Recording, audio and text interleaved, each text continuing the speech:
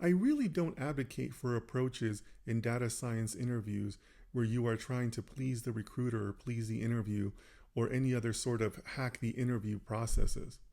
I don't mean to pick on our friends here, but this just isn't a winning strategy.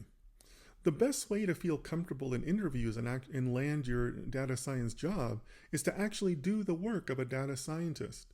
The more you prepare on your own, with your own studies, your own research, the more it comes across in your interviews. That preparation will come across during that process. If you'd like to know how to get started, I did an entire live stream class on this.